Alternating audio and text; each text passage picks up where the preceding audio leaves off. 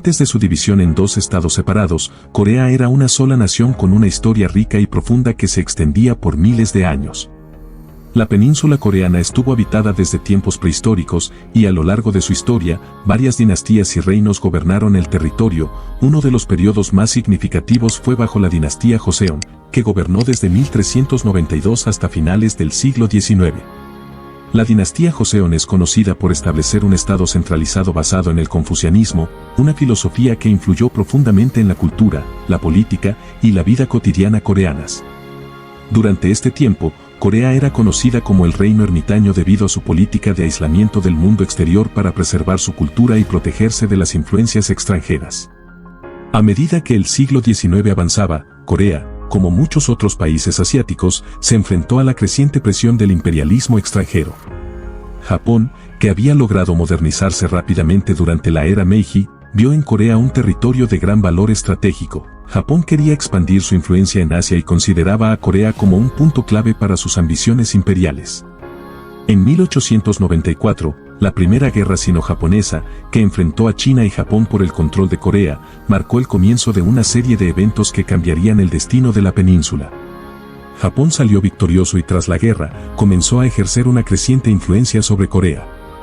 En 1910, Japón anexionó oficialmente Corea, convirtiéndola en una colonia japonesa. La ocupación japonesa de Corea, que duró desde 1910 hasta 1945, fue un periodo de gran sufrimiento para el pueblo coreano. Japón impuso políticas de asimilación cultural, intentando borrar la identidad coreana. Se prohibió el uso del idioma coreano en las escuelas y muchos coreanos fueron forzados a adoptar nombres japoneses. Además, Japón explotó los recursos naturales y humanos de Corea, utilizando a miles de coreanos como mano de obra forzada. Durante este tiempo, surgieron movimientos de resistencia coreanos, tanto dentro como fuera del país. El movimiento de independencia del 1 de marzo de 1919, donde miles de coreanos protestaron pacíficamente contra la ocupación japonesa, fue brutalmente reprimido, pero se convirtió en un símbolo de la resistencia coreana. Con la rendición de Japón al final de la Segunda Guerra Mundial en 1945, Corea fue liberada de la ocupación japonesa. Sin embargo, el destino de la península no fue la reunificación esperada. En lugar de restaurarse como una nación unificada, Corea fue dividida en dos zonas de ocupación, el norte bajo la influencia de la Unión Soviética y el sur bajo la influencia de Estados Unidos. Esta división, que inicialmente se pensó que sería temporal, se trazó a lo largo del paralelo 38. La Guerra Fría, la lucha ideológica global entre el comunismo y el capitalismo, influyó profundamente en esta división. Las tensiones entre Estados Unidos y la Unión Soviética impidieron la creación de un gobierno unificado en Corea. En 1948, se establecieron dos estados separados, la República Popular Democrática de Corea en el norte, bajo el liderazgo comunista de Kim Il-sung, y la República de Corea en el sur, apoyada por Estados Unidos y liderada por Syngman Rhee. El 25 de junio de 1950, Corea del Norte, con el apoyo de la Unión Soviética y China, invadió Corea del Sur, desencadenando la Guerra de Corea. Este conflicto fue uno de los primeros enfrentamientos importantes de la Guerra Fría y resultó en una lucha brutal que duró 3 años. La guerra dejó millones de muertos, la mayoría de ellos civiles, y devastó gran parte de la península. A pesar de los enormes esfuerzos bélicos, la guerra terminó en 1953 con un armisticio, no con un tratado de paz, lo que dejó a las dos Coreas técnicamente en estado de guerra hasta el día de hoy. La frontera entre ambos países, la zona desmilitarizada, se convirtió en una de las más fuertemente militarizadas del mundo.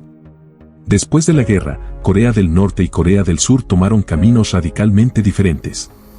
Corea del Norte, bajo la guía de Kim Il-sung, se convirtió en un estado comunista totalitario, basado en la ideología Juche, que promueve la autosuficiencia.